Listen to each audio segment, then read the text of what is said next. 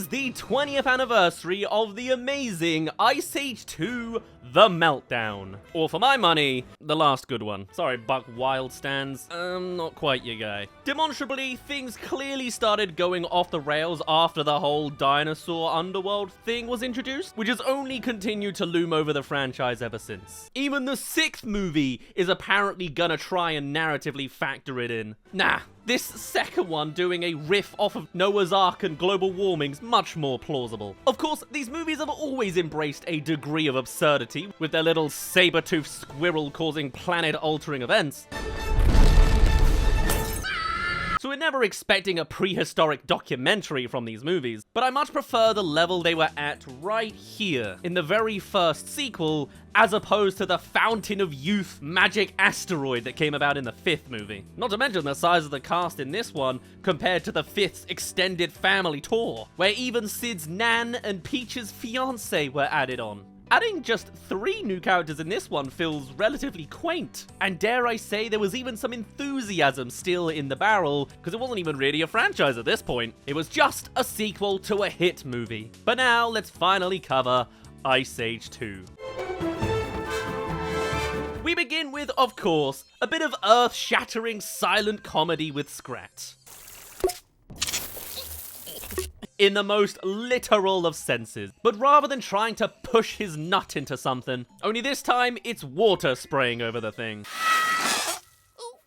A good bit of fun, but it leads to the migration of thousands of animals, so I guess we shouldn't really laugh at it. Like the first movie established, there's some very, very serious stakes in this movie world. Before every superhero movie was at a the world will end level threat, the Ice Age movies were very much going to that well. Like many of us, these silent Scrat sequences are just my favorite bits of this movie. This is how you do modern day Looney Tunes in 3D animation. You have the same cartoon violence antics, but with that extra scale of this incredibly well animated icy landscape. That's one thing these movies don't really get picked up on enough. The towering glaciers and icy landscapes look incredible. If anything, I'd actually say they look their best in this movie. Just this opening sequence has such a grand level of scale to it. Imagine a Wile E. Coyote cartoon where the towering desert structures looked as good as this. There is a genuine scale and tension to Scrat's slapstick here because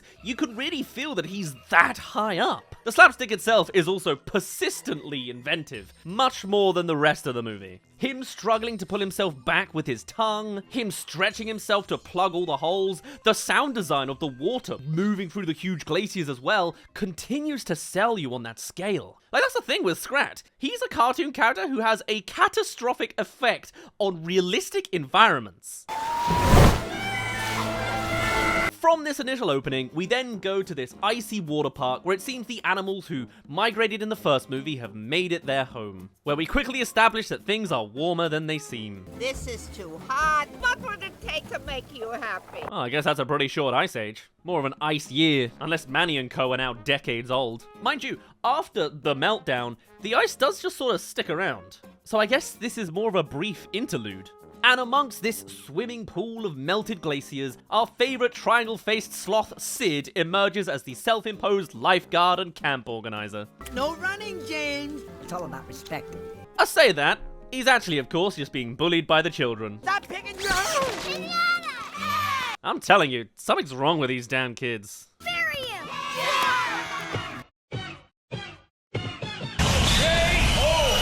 Which they then do, and who's to say they weren't going to finish the job if Manny hadn't stepped in? Manny, don't squash their creativity. They were ready to bury that guy alive. What parenting did they have going on with prehistoric mammals? I mean, realistically, they probably did want to kill each other, but that's beside the point. Rule number 1, don't apply any Ice Age logic to the Ice Age movies. Let's play Pin the Tail on the Mammoth!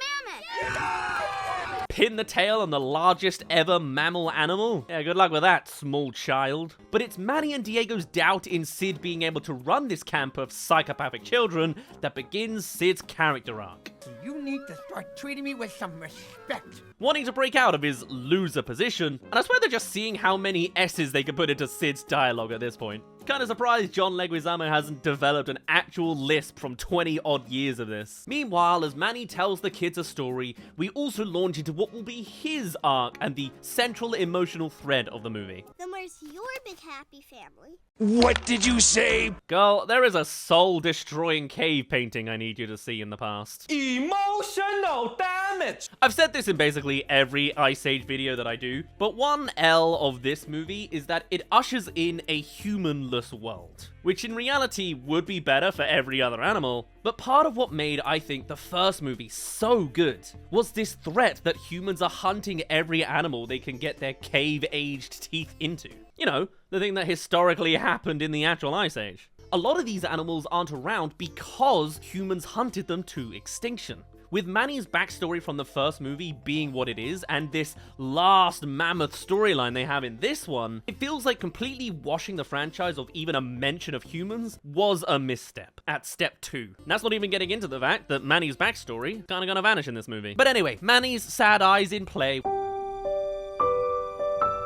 We know where we're going with this one. Also, nice to see Diego's growth into a good friend after his whole Judas gig in the last one as well. Anyway, let's go to the Doomsayer salesman character. Why are you scaring everybody? I'm trying to make a living here, pal. Well, if that isn't capitalism in a literal shell. Mind you, what's he actually trading for? Do these guys have their own version of money? I mean, I guess it could just be exchanging food. I need to stop overthinking this stuff. Fast Tony would sell his own mother for a grape. And as Manny tries to calm everyone down, this whole herd just continues to come across as the meanest group of characters ever, arguing not listening to Manny because his whole species is dead. I'm talking about you being the last of your kind. Really gotta break out the a-hole behavior to get that emotional arc rolling, don't we? They're the biggest things on Earth. Oh, well, what about the dinosaurs? Oh, just you wait until the third movie, buddy. Meanwhile, Sid's on his own quest to explore his character arc, and he's doing so by jumping off of a cliff. Gonna jump on the count of 3. Jump! Sorry. Okay, interesting place to go. Thankfully, Sid apparently counted for a long time, so suddenly they're up here with him. Thankfully, Manny grabs Sid from the jump that Scrap would definitely survive, leading them to discover the extent of the meltdown. Hey, I mean, Sid did request this at the end of the first movie. Also opening Diego's own arc for this one, and that's being scared of water. Retract the clause, please. Oh, right. I mean, sure, he's a cat. It makes sense. In this movie, it's gonna very much be Manny taking center stage for this one, so I don't really mind Diego having a more minor arc like this. They're aiming this at kids alongside everyone, and so they'll find simpler obstacles like this relatable. I think it's fine. I think you were afraid of the water. And it does work well into the overall story as we go. Certainly prefer it to him getting a love interest, being Manny got one, so it's now just his turn. And so we go to this incredible zoom out to the huge water-filled landscape. Pretty, but it also gives us the scope for this movie. If the characters are in a bowl surrounded by water, then we need to see that. But before they can warn the others, we've got Chekhov's waterfall to deal with.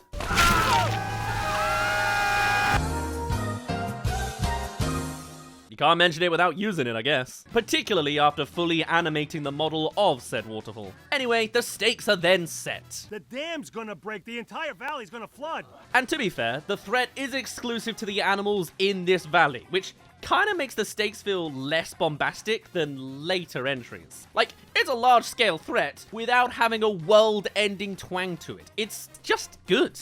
Sometimes just zooming in a bit, if anything, helps enforce the scale of the threat. Anyway, it's time for the Will Arnett voiced Vulture. Didn't recognize him as a kid, obviously. Look around.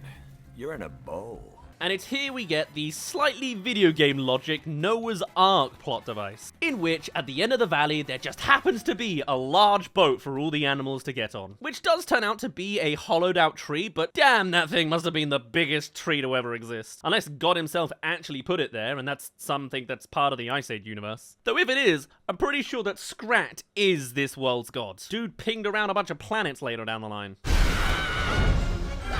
Certainly has that scale of power. In 3 days, it's gonna hit the geyser fields. You know, this is the first time I'm questioning how this one vulture knows all this, because everything he says does actually happen. But how does he know right down to the days? Does he have divine intervention too? Anyway, next we then have this moment of tension between Manny and an ice cube.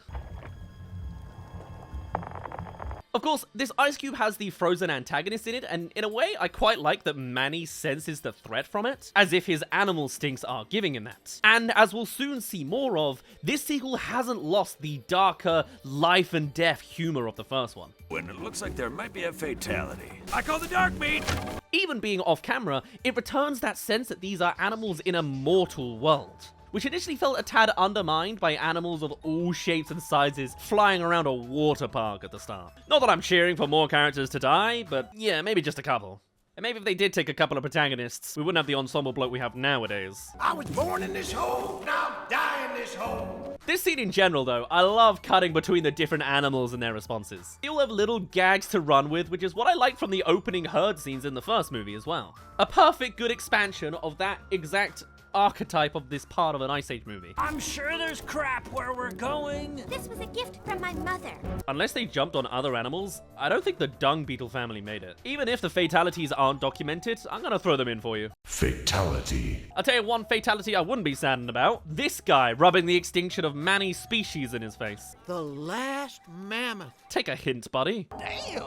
I'm glad your son almost gets killed by a dinosaur-era sea monster. Damn! Which, to be fair, they do actually make pretty tense. When I was a kid, I wasn't fully sure our little buddy was making it out of that one. No, don't worry. They kill off this guy instead. Considering this is a family movie, that's still pretty brutal, honestly. It's a place they just wouldn't go once we get to the 5th movie and the de-aging squad.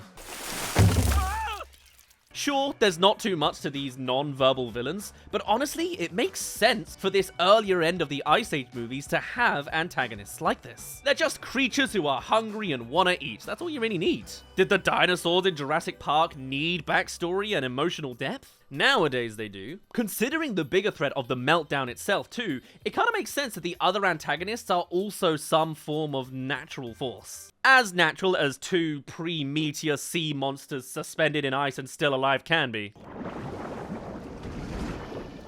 Anyway, speaking of non-verbal characters, we're back with our acorn-loving buddy, Scrat. With said acorn now trapped beneath the ice because of course it is. Slapstick ensues, we love to see it. It's really just these scrap bits, the Pixar shorts and Shaun the Sheep flying this flag of silent comedy. But I'd love to see more of it, honestly. I also like that there's an actual sense of gravity and physics to the physical comedy. Not realistic physics, obviously. But this animated world obeys its own sense of it, which makes the slapstick all the more visceral. Even when Scrat's squeezing his head through an impossible hole, he doesn't just feel like a rubbery, bouncing character. Particularly at the point of the CG boom, you had a lot of characters who had no real sense of weight or physicality. They felt like pixels, whereas Scrat absolutely doesn't. And that's a real win for the animation. He feels like a real animal behaving with his own willpower. Meanwhile, just a minor thing, Sid suddenly decides to be uncharacteristically mean. What that sound? All the manners are in the ground. Like, he's the insert annoying character, sure, but it doesn't feel like a Sid thing to taunt Manny about his whole species' existence. Also, considering I don't remember him singing a lot in the first movie, you can't help but feel like they're borrowing a bit from Donkey here, you know? They were most of the way through production on the first movie when Shrek came out, but here in 2006, doesn't help that in general we have a parallel between The Herd and the post-Shrek 2 trio. I'm gonna fall on you again, and this time I will kill you. You have the bulky and grumpy central outcast character, the plucky, annoying sidekick, and the shady ginger feline who becomes friends with them after initially being pitted against them. It's definitely a coincidence, but just something I noticed. Anyway, conveniently, at this point in the discussion, Mammoths? a beat that leads us to, well, My stomach hates me. not really my sense of humor, but I guess it's one of the better examples of it. They've got to have another layer to them. It's a thin one, but it's one. It's almost funnier that this fart joke directly causes Manny's next emotional beat, though. We go from the my stomach hates me guy to sad Manny now. I need to be alone for a while. He hates fart jokes more than me. And just the idea that the guy's still sat there nursing his trapped wind as the scene continues. That's where the comedy is for me. Unlike these two irritants that cling onto the franchise from this point. Miss me, now you gotta kiss me. And that just about encapsulates most of the humor that we get from these two. Annoying, taunting brats who just do stuff like that. You may have guessed, I'm not the biggest fan of Crash and Eddie. Now that I'm going through these movies again, I think I prefer the first one. In fact, with the news of them not returning for the 6th movie, I actively got a little bit more excited. Very much the opposite to that Disney Plus spin-off movie where they were basically the main characters. Another terrible we've also done. I always forget about that one. Hey, ugly. Ah yes, that iconic line, "Hey ugly." I guess it's probably also how they symbolize the beginning of ballooning the central ensemble to an unnecessary extent. Typically with people who can all be filed under annoying side character. Like, from here, we had to have 2 or 3 new characters pop up every movie who then just stuck around, despite only being narratively relevant the first time they pop up, which unfortunately is Crash and Eddie to a T. Thankfully, they are significant to the story in this one. It's probably the best version of them we will see because of Ellie's storyline, and actually it would have maybe been better if they had an emotional farewell with her. It's gonna take them another 4 or 5 movies, just a casual 8, 9, 10 hours later, because after this, they're just extra irrelevant padding for me. Here, kitty, kitty. But let's enjoy them while they're good. And speaking of Ellie, here she is. And her introduction here is, of course, that she thinks she's a possum. Like many aspects of Ice Age, a fun enough, harmless character arc for this family movie. Can't say it reinvents the wheel, particularly as historically it hasn't been invented in the first place yet for these guys, but it works nicely enough. Possum, possum, possum. And whilst I think there was, of course, a better case for her sticking around in future movies, it's hard not to acknowledge that this is the one movie where she had her own arc and all the trimmings. Once her and Manny have a child together, she quickly falls into the more generic female character by male writers tropes, just generally blends into the background considering the super herd in the 5th movie. Whereas here, she's a really fun oddball character, which I'd say is just not a thing with her in later movies. Becomes a mammoth, what a shame. Anyway, I just appreciate Diego venting my feelings. I'd rather be roadkill. That can be arranged. Hey there! Thank you for making it to the halfway mark of this video. Come subscribe if you haven't already for more amazing movies. Finishing the whole Ice Age franchise is gonna take a while, but we've done now 1, 2, 5, and spin-off. Still got 3, 4, and technically 7 to do. But I'm working on it. Next time it's icy outside, I'll do another one. So stick around if you're interested in more, but otherwise, let's get back to the second half of Ice Age 2. I'd rather be roadkill. That can be arranged. Interesting thing to say in a world without roads. Anyway, they come along for the ride, though Manny's surprisingly resistant considering he's been worrying about mammoths and knows these 3 will absolutely die in a big flood if they don't come with them. Now let's move it before the ground falls out from under our feet. With some more annoying Crash and Eddie stuff, but I'm doing my best to just move past it. You know the best part? We're carrying diseases. I think all animals scratch size should be mute in this universe. And speak of the devil... Only briefly this time, as we actually cut back to the minor characters, migrating to have some more fast Tony content. You look like a big fat hairy beast. Ooh. The fact that I've already counted 5 fat jokes is just a reminder this is a 2006 movie. On to more tasteful humor, I do like the Ellie's a possum beat, as well as Manny's more tender attempts to bring Ellie around on her species situation. Look at our shadows.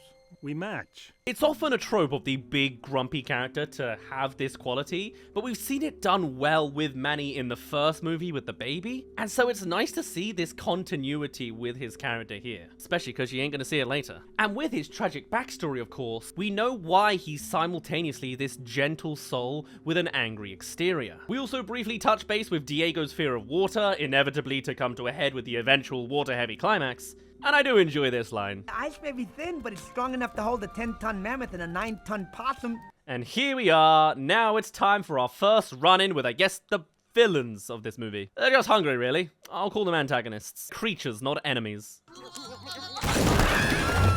Genuine jump scare. Could have had an emotional beat here, with one of the possums dying. No other agenda to that at all. Just mentioning it. I do enjoy this line from them, though. If you play dead, you'll be dead. I also like that Diego's fear here isn't played for comedy, particularly in a movie where I'd say some of the movie is a bit mean-spirited sometimes. Being the tough Sabretooth in the first movie, giving him some vulnerability without making it funny, is definitely a positive role model for kids. Meanwhile, Manny has a fight with a sea lizard. Our MVP is delivering the goods. He does get humbled, though, after blatantly looking over to Ellie before he did it. Mammoths are going extinct because they put themselves in danger. To be fair, the guy didn't have much of a choice in this situation. It's your brother's faults. We then get more scrat on an acorn. Never a bad thing. No notes from me at all. Leading us to what I'm pretty sure was one of the movie posters at the time. And boy do I love the martial arts sequence it leads to, with Scrat just perfectly taking out those piranhas with vengeance. You just isolate his bits in this franchise, and we have a 5-act epic of determination and persistence. Particularly when you add the final sequence Blue Sky ever animated of Scrat finally eating the acorn. There must be a Scrat supercut on YouTube somewhere depicting the whole journey. I love the smoothness as well of this sequence ending, with the acorn being taken by the bird of prey set up in the previous scene with Ellie and the possums. It shows that there's some degree of plotting being thought through. All the while, Manny's thinking about the whole mammoth-possum relationship. And for his first attempt to impress her, he goes for something I very much enjoy. I believe I can fly. What a shame that's not real. But it does give us a juicy little bit of drama here. I do feel bad for the guy though, as everyone else goaded him into it and then just absolutely hung him out to dry. We also have to endure another hyperactive Crash and Eddie beat, but to see them briefly in pain makes it worth it. But from here we get a nice exchange with Diego and Manny. So what's holding you back? Not only is it acknowledging that character work from the first movie, but it's just a moment of sincerity that I think the later installments lose the grounding to have. They still attempt these beats in the 5th movie, but it's comparatively so forced and out of place. Namely, as there's 5 different arcs going on between 9 characters, all to the backdrop of a meteor destroying the Earth that really kind of overshadows all the family drama involved. But here, it's just a huge flood affecting one valley, so it's fine. I guess what I'm getting at here is focus. Before we have the fiancé of the daughter that at this point in the franchise hasn't even been conceived yet, here we just had a few characters to focus on. So moments like this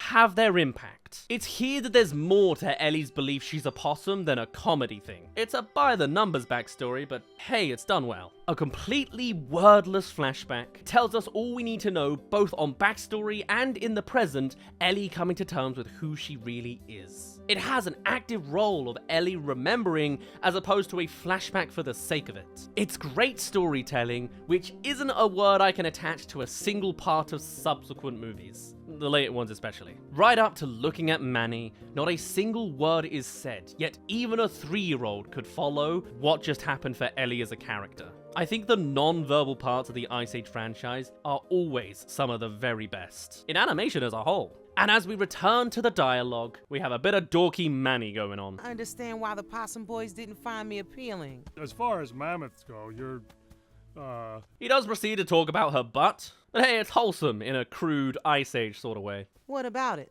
it's big? I like big Back to Scrat, and again, it's smooth how they're also updating us on the state of the breaking each damn time we cut to him. It feels more purposeful to the wider narrative when we cut to him, you know? Adding in a sense of escalation. He also has a fight with a baby hawk, which is impossible not to enjoy. Kind of unconvincing though that they wouldn't have tried to eat him once the adult hawk shows up. Meanwhile, Sid attempts to give Diego the phobia talk. I too have experienced fear. It's a fun little bit, and weirdly is genuinely foreshadowing the movie's climax. Stalking the prey, claw, kick. Sid's role is, a lot of the time, just trying to assist the character arcs of the other two in this one, until suddenly he has his own thing happen, which we'll get to. But first, Manny manages to awkward himself into the mating conversation. Do you realize that now we have a chance to save our species? Bringing that up on the first date? Absolute red flags from Manfred here. And yeah, that goes about as well as you'd expect. I'm not a mammoth for 5 minutes and you're hitting on me? For a world of predictable fallouts in animated movies, this one's actually well framed and handled. Each beat of this interaction and fallout makes sense. Not saving the species tonight or any other night. Again, it's mad that their eventual saving of the species ends up with a fiancé by the time we reach the 5th movie. Surprise, another Crash and Eddie line I enjoy, but definitely didn't get at the time. Pervert! It's probably the first time I'd ever heard of that word. Admittedly, they aren't so bad in this movie. Annoying, but serviceable. She said go jump in her lake. It's just when they're not serviceable after this that I can no longer tolerate them. Anyway, over to the latest Ice Age video game logic action sequence, which was also prevalent in the first movie. I have no idea how they suddenly ended up on this precarious pile of rocks. As out of the blue as it is, I do like the literal balancing, both physically and within Manny and Ellie's relationship here. He just overreacted, that's all. What? I mean, it's not really the time for Manny to be throwing out his tone-deaf remarks like this, but hey, it's narratively functional. Sorry! What? Not sure if Ellie should have apologized though. But anyway, that gets resolved, and we have a whole other wholesome beat. Even though she's now woke to being a mammoth, it's good to get beats like this that justify why she lived like a possum, and to see her bond with Crash and Eddie. And not forgetting this quick funny beat. A narratively functional gag. We don't get many of those anymore. And so here we are for the wildest tangent of this movie. Yep, it's now time for our out-of-nowhere rainbow sloths. I forget it just sort of happens. Not prompted at all, no setup of them stalking him from afar, which probably would have been better. It is so random compared to the rest of this movie. Can I help you? But I think that's why everyone remembers it, oddly enough. This is the Ice Age moment cemented in everyone's core memories. Bing boing bing bing boing bing bing boing bing. I mean, it's fun enough, particularly when you realize they're attempting to sacrifice him. Superheated rock from the Earth's core is surging to the crust, melting ice built up over thousands of years. Wait, was the plot of Ice Age 6 Boiling Point foreshadowed 20 years earlier? I thought the UFO in Ice Age 1 was mad. I suppose it probably was that they otherwise don't have a lot for Sid in this movie. They briefly set it up where he says he wants some respect, but that's it really. It is the weakest arc of the movie, yet I still enjoy this scene. Perhaps if I watched this first as an adult, that wouldn't be the case. I do, however, like that it's so weird and out of the blue that none of the others believed it even happened. I'm telling you, I was kidnapped. It's a very Sid thing to happen. And as Crash and Eddie address the growing gender imbalance of the cast, everyone's either a dude or a sister. We then stumble into our other memorable sequence from this movie. In one of those many cases of a reference to a classic movie, being known to the kids watching this as the song from Ice Age 2. The thing I enjoy about this sequence is having the vultures harassing the herd about wanting to eat them to an extreme extent, yet are bound by their species being scavengers, so they can't actually do anything about it. Plus, the visuals and vocals are really solid throughout. Speaking of incredible visuals, it's time for our first glimpse of this prophesized boat, which is just neatly set up. We made it. We showed those scary vultures. Complete with a naturally formed stairway up to it. Again, cards on the table, God is part of the Ice Age universe. But they still have another level of Ice Age 2, the video game, to complete first, not to be confused with Ice Age 2, the actual video game. Because that was actually a thing. This was early 2000s, where every major animated release got a tie-in game. And to illustrate the threat level of these geysers, we have the franchise punching bag itself, the Dodo, making a brief return. They really wanted to keep running with it. And my guy actually ends up looking pretty appetizing. Kind of understand why those guys on that island ate them all. And it's here we have our next Manny and Ellie fallout. So stubborn. I am a mammoth. And they go their separate ways so Ellie can be rescued in the finale. Formulas are gonna formula. This scene's pretty cool though. Dare I say, it does add some weight to that bravery is dumb thread from earlier. As they get to the herd, the big moment arrives, just as poor Scrat gets his acorn. Perfect way to bring that moment in. Also, may I pass on a big old chef's kiss to the animation on the water in this scene. And inevitably, Ellie gets stuck. Ellie, don't worry. We're going for help. It's damsel time, I'm afraid. But hey, it's the hero beat for Manny's stubborn arc. Also, that shot of the water on the horizon is genuinely kind of terrifying.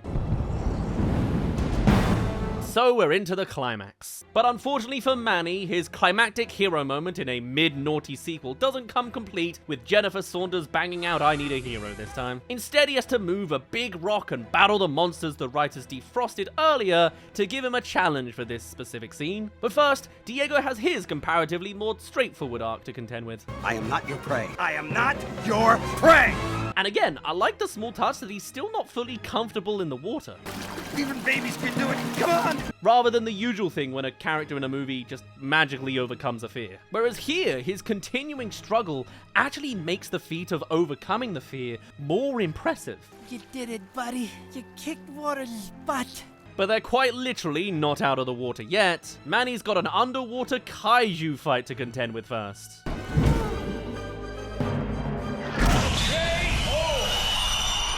And they don't pull their punches. The collisions from these guys are pretty full on. It does make this final scene have some tension to it, which isn't the case by the time you have Manny and his budding son-in-law pushing meteors around together. And then there's the final boss move. We love a smart protagonist. And fair play to Sid for stepping in to try and pull a 9-ton mammoth out of the water. My guy shows up when it matters. But it's not over yet. And this is where it gets interesting, as Scrat essentially becomes the true climax of the movie. There's always a degree of overlap with his side quest, but he directly saves all of the characters here, intercutting with him and the main gang about to drown. And he has his hero moment in the most Scrat way possible, doing what he does best. It's actually really smoothly done. As soon as it happens, it makes complete sense. I mean, damn, those acorns have some truly supernatural abilities. Or maybe, yeah, it's just him. Whatever the case, it initially looks like this moment comes at his great sacrifice. And that is genuinely the resolution of this movie. The acorn splits the valley open and saves everyone. And for this franchise, it doesn't feel ridiculous. Maybe that's just after all the crap we've seen later on. Anyway, it's time to do all the closing payoffs now. And also Scrat lives. There we are. That'll crush any accusations of them just adding that bit in to give Sid something to do. It does give us this cute moment though to wrap this whole loose respect arc up. But Fire King has a prior commitment. His herd needs him. Wholesome content. Love to see it. And then of course, the couple of the hour have this suddenly happen. That's impeccable timing, considering all the dead mammoth slander in this movie. Also kind of lucky they weren't washed away in all that water just now. All the same, it's a nice scene, I guess. Again, the mammoths hold some power of their own in this scene, which, once you throw in the dinosaur underworld, kinda gets lost. You have this era of extinct animals that this series has tapped into. You don't need to be throwing in dinosaurs and meteors as well. I think that really is the thing about these movies. They had enough going for them without all of that. Do some damn research into the actual Ice Age, and that would have been more than enough. I hope you find everything you're looking for. Anyway, here we have a competitor to the fake death trope. It's the fake walk-away trope. I mean, honestly, if they did just leave, they would have saved some ensemble baggage further down the road. You need to let go of the past so you could have a future. God bless John Leguizamo for managing to convey some sincerity through his voice that he had to do. I swear there's even a hint of the baby's theme from the first movie in the score here, which is a very nice touch. I'll keep in touch. Go on, scat. What, you're gonna phone them once in a while during the Ice Age, are you? But to be fair, at this point you are wondering if they're gonna have a Toy Story 4 scenario where Manny does go without Sid and Diego eventually.